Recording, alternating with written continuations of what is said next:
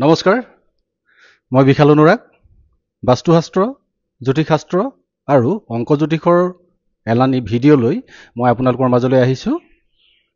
আজি আমি প্ৰথমে আলোচনা কৰিম বাস্তুশাস্ত্ৰৰ সম্পৰ্কত। আপোনাৰ ঘৰখনৰ উত্তৰ পূব কোণত কেনে ধৰণৰ বাস্তু দোষে আপোনাৰ জীৱনলৈ কেনে ধৰণৰ সমস্যা আৰু বিপৰ্যয় কঢ়িয়াই আনিব পাৰে সেই সন্দৰ্ভত আমি থুলমূলকৈ আলোচনা কৰিম।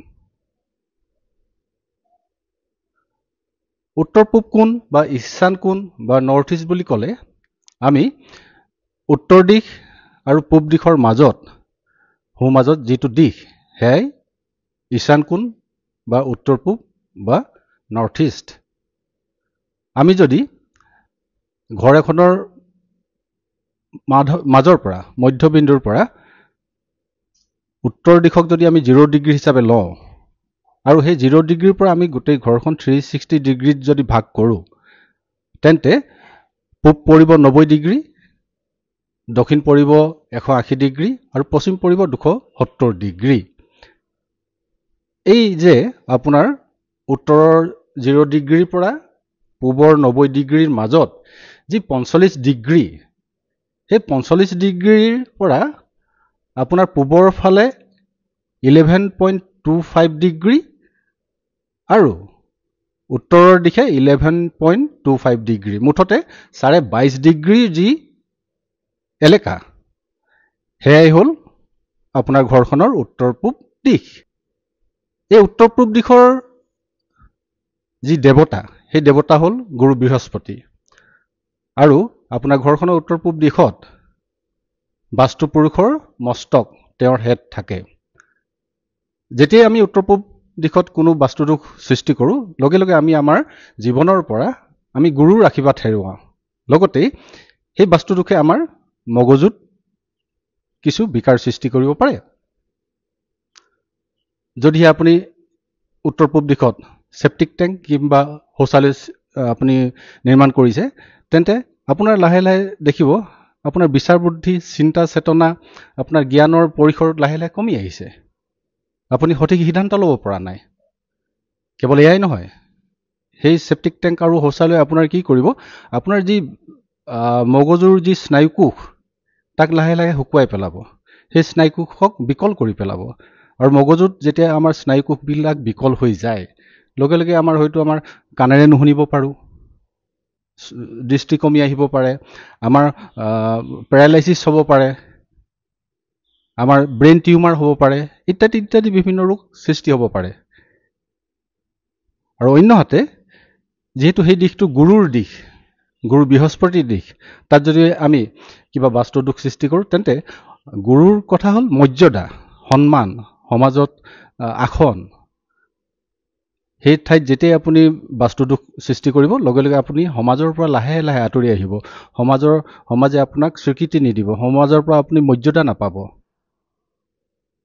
সেয়ে কোৱা হয় উত্তৰ পূব দিশটো ঘৰ এখনৰ আটাইতকৈ স্পৰ্শকাতৰ অঞ্চল। সেই দিশটো আটাইতকৈ স্পৰ্শকাতৰ, তাত আমি কেতিয়াও বাস্তুদোষ ক্ৰিয়েট কৰিব নালাগে। আৰু যদিহে আপুনি কিবা মতে তাত যদি আপুনি পাকঘৰ যদি আপুনি গঢ়ি তুলিছে তেন্তে সেয়াও এক ভয়ংকৰ বাস্তুদোষ।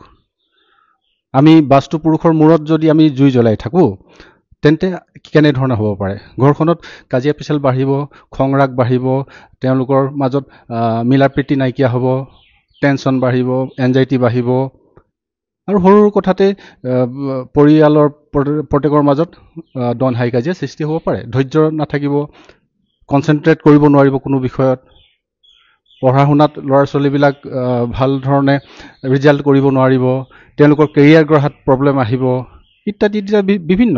আৰু কেৱল সেয়াই নহয়, আৰু আপোনাৰ ব্যৱসায়ৰ দিশত আপুনি যি ব্যৱসায় কৰি আছে সেই ব্যৱসায়ৰ বাট লাহে লাহে বন্ধ হৈ আহিব, তাৰ আয় কমি আহিব।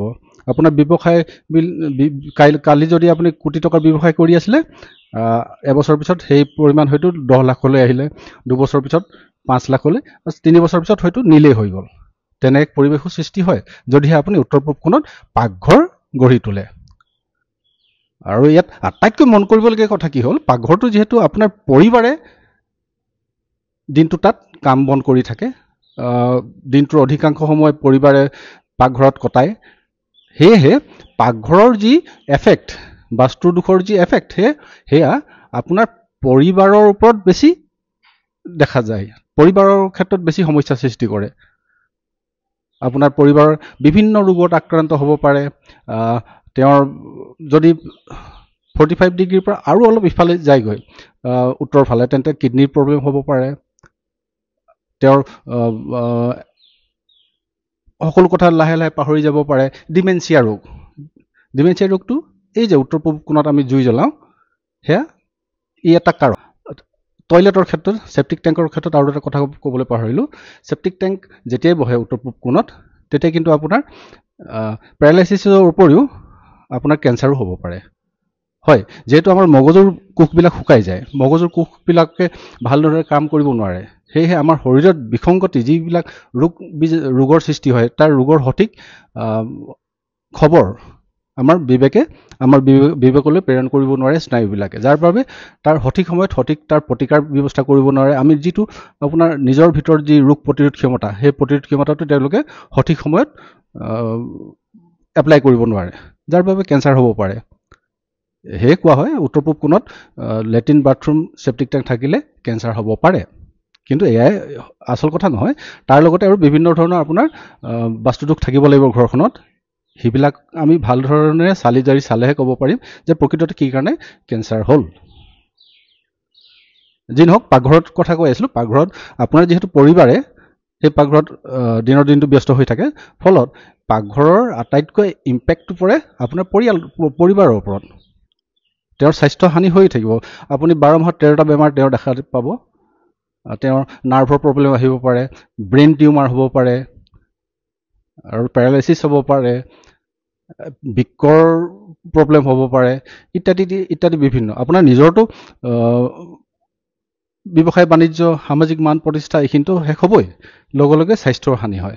আৰু এনে এটা সময় আপোনাৰ আহিব যে ঘৰৰ পৰিয়ালৰ সদস্যসকলৰ চিকিৎসা ব্যয় বহন কৰি আপুনি এটা সময়ত মানে এটকা আপোনাৰ পকেটত নাথাকিব, জমা খাতা আপোনাৰ শূন্য হৈ যাব পাৰে। সেয়েহে সাৱধান হ'ব যাতে আপোনাৰ পাকঘৰ কেতিয়াও ঘৰৰ উত্তৰ পূব কোণত আপোনাৰ জুইকুৰা কেতিয়াও নহয়। আৰু এটা মজাৰ কথা, শোৱনি কোঠাৰ যি ইম্পেক্ট সেয়া 50-50, কাৰোবাৰ বাবে ভাল শোৱনি কোঠাটো আৰু কাৰোবাৰ বাবে বেয়া। যদিহে আপুনি নৱদম্পতি, আপুনি নতুনকৈ যদি বিয়া পাতিছে, তেন্তে এই উত্তৰ পূব কোণৰ যি শোৱনি কোঠা, সেই শোৱনি কোঠাই কিন্তু আপোনাৰ জীৱনটোক টচ নচ কৰি পেলাব পাৰে। আপোনালোকৰ মাজৰ যি ভাল পোৱা, যি আকৰ্ষণ, সি লাহে লাহে নাইকিয়া কৰি পেলাব পাৰে। আপোনালোকৰ মাজত মনোমালিন্য বৃদ্ধি পাব, ইজনে আনজনৰ উপস্থিতি সহ্য নকৰিব পাৰে। আৰু আটাইতকৈ ডাঙৰ কথা, ইয়াত যদি আপুনি দীৰ্ঘদিন আপুনি সেই শোৱনি কোঠা ব্যৱহাৰ কৰে, তেন্তে আপুনি সন্তানহীনতাত ভুগিব পাৰে। আৰু আমি এনেধৰণৰ বহুত কেছ পাইছোঁ, যি নেকি আপোনাৰ উত্তৰ পূব কোণত তেওঁলোকৰ শোৱনি কোঠা ব্যৱহাৰ কৰি আহিছে দীৰ্ঘদিনৰ পৰা। তেওঁলোকে 7-8 বছৰ 10 বছৰ যদি পাৰ কৰিছে, তেওঁলোকৰ সন্তানহীনতাৰ উপৰিও এটা সময় এনেধৰণৰ সময় আহে যে দুইজনে দুইজনৰ পৰা আঁতৰি থাকিব বিচাৰে। ডিভোৰ্চৰ অন্য এটা কাৰণ উত্তৰ পূব কোণৰ শোৱনি কোঠা। এতিয়া মন কৰক, সেই শোৱনি কোঠাটোৱে আপোনাৰ মা দেউতাৰ কাৰণে, যাৰ বয়স 65-70 বছৰৰ ভিতৰত, তেওঁলোকৰ কাৰণে খুব কিন্তু আদৰ্শৰ এটা শোৱনি কোঠা। তেওঁলোকে তাত থাকি তেওঁলোকে ধ্যান কৰিব পাৰে, জীৱনৰ শান্তি, জীৱনৰ যি প্ৰাপ্তি, সেই প্ৰাপ্তিক তেওঁলোকে উপলব্ধি কৰিব পাৰে সেই উত্তৰ পূব কোণৰ ৰুমটোত থাকি, তাত শুই। আৰু এটা কথা মন কৰিব, যদি আপোনাৰ সন্তান আপোনাৰ 15-16 বছৰ তলৰ, যি আপোনাৰ স্কুল কলেজত পঢ়ি আছে, তেওঁলোকৰ বাবে এই কোঠাটো কিন্তু আদৰ্শ। স্পেচিয়েলি সেই ল'ৰা ছোৱালীৰ বাবে পঢ়াৰ ৰুম হিচাপে খুব ভাল। তাত যদি আপোনাৰ পঢ়াৰ টেবুল থয়, সেই টেবুলত বহি যদি পঢ়ে, তেন্তে পঢ়াত তেওঁলোকৰ একাগ্ৰতা বাঢ়ে, মন দি পঢ়িব পাৰে, পঢ়াৰ কথাবিলাক মনত থাকি যায়। তেনেকুৱা ধৰণৰ যি ধৰণে আপোনাৰ মা দেউতাৰ কাৰণে ভাল, সেই ধৰণে আপোনাৰ ল'ৰা ছোৱালীৰ কাৰণে সেই দিশৰ শোৱনি কোঠা খুব ভাল। ইয়াতে এই উত্তৰ পূব কোণৰ শোৱনি কোঠাত আৰু এটা কথা খুব মন কৰিবলগীয়া, এই কোণত যদি বিবাহযোগ্য কোনো কন্যা, ঘৰখনৰ বিবাহযোগ্য কোনো কন্যা যদি তাত সেই শোৱনি কোঠাটো ব্যৱহাৰ কৰিছে, তেন্তে সেই ছোৱালীৰ সেই কন্যাৰ কিন্তু বিবাহত বহুত বাধা আহি পৰে, বিবাহত পলম হৈ পৰে। অন্য কি তেওঁ অবিবাহিতও হৈ থাকিব পাৰে। যদিহে তেওঁ কণ্টিনিউ এই ৰুমটো ব্যৱহাৰ কৰি আহিছে 7-8 বছৰ, 10 বছৰ, 6 বছৰ তেনেধৰণে যদি ব্যৱহাৰ কৰি আহিছে, তেওঁলোক বিবাহৰ প্ৰতি অনীহা হৈ পৰে। সেয়েহে আপোনাৰ বিবাহযোগ্য কন্যাক এই ৰুমৰ পৰা আঁতৰাই ৰাখিব। যি নহওক, এই কথাখিনি আজি আলোচনা কৰিলোঁ উত্তৰ পূব কোণৰ কেনেধৰণৰ বাস্তু দোষে আপোনাৰ জীৱনলৈ কেনেধৰণৰ সমস্যা বিপৰ্যয় কঢ়িয়াই আনিব পাৰে সেই সম্পৰ্কে। পৰৱৰ্তী পৰ্যায়ত আমি বিভিন্ন দিশসমূহৰ ওপৰতো আলোচনা কৰিম। যদিহে আপুনি মোৰ এই ভিডিঅ' চাই থাকিব বিচাৰে তেন্তে মোৰ এই চেনেলটো ছাবস্ক্ৰাইব কৰি ল'ব। প্ৰতিটো মোৰ আপডেট সময়মতে পাবৰ কাৰণে বেল আইকনত টিপিবলৈ নাপাহৰিব। আৰু ইয়াতে আপোনালোকক আৰু এটা কথা কৈ থওঁ, মই কেৱল জ্যোতিষ শাস্ত্ৰৰে চৰ্চা কৰা নাই বা বাস্তুশাস্ত্ৰৰে চৰ্চা কৰা নাই, লগতে চৰ্চা কৰিছোঁ আপোনাৰ মোবাইল নিউমাৰলজি, অংক জ্যোতিষৰ। আপুনি মন কৰিব আপোনাৰ ঘৰখনৰ সকলো ঠিক আছে, বাস্তু ঠিক, আপোনাৰ জন্ম পত্ৰিকাও ঠিক, তাৰপিছতো আপুনি কিন্তু ভবাৰ দৰে জীৱনত সফল হ'ব পৰা নাই, আপোনাৰ বহুতো বাধা বিঘিনি আহিছে। সেয়া ক'ৰ পৰা আহিছে? যদি আপোনাৰ জন্ম ঠিকেই আছে, জন্মকুণ্ডলী, যদি ঘৰৰ বাস্তুও ঠিক আছে, তেন্তে এই বাধা ক'ৰ পৰা আহিছে? সেয়া আহে আপোনাৰ মোবাইল নাম্বাৰৰ পৰা। যদিহে আপোনাৰ মোবাইল নাম্বাৰটো আপোনাৰ জন্মৰ সৈতে এলাইন হৈ নাথাকে, জন্ম তাৰিখৰ সৈতে যদি এলাইন হৈ নাথাকে, যদিহে আপোনাৰ মোবাইল নম্বৰটো আপোনাৰ ঘৰখনৰ বাস্তুৰ সৈতে যদি এলাইন হৈ নাথাকে, তেন্তে সি এক গুৰুতৰ সমস্যা সৃষ্টি কৰে আপোনাৰ জীৱনৰ অগ্ৰগতিত, আপোনাৰ প্ৰগতিত গুৰুতৰ সমস্যা সৃষ্টি কৰে। সেয়েহে আজিৰ তাৰিখত আমি কেৱল বাস্তুশাস্ত্ৰ, জ্যোতিষশাস্ত্ৰ চৰ্চা চালেই নহ'ব, লগতে আমি এনালাইচিছ কৰিব লাগিব আপোনাৰ মোবাইল নাম্বাৰ। মোবাইল নাম্বাৰ যদি সঠিক, তেন্তে আপোনাৰ জীৱনৰ প্ৰগতিও সঠিক ৰূপত, আপোনাৰ সকলো সমস্যা আপুনি হেলাৰঙে অতিক্ৰম কৰি আপোনাৰ জীৱনটো স্বাচ্ছন্দ্য ৰূপত, সফল ৰূপত অতিবাহিত কৰিব পাৰিব। যি নহওক, আজি ইমানখিনিকে ক'লোঁ। পৰৱৰ্তী পৰ্যায়ত পুনৰ লগ পাম। নমস্কাৰ।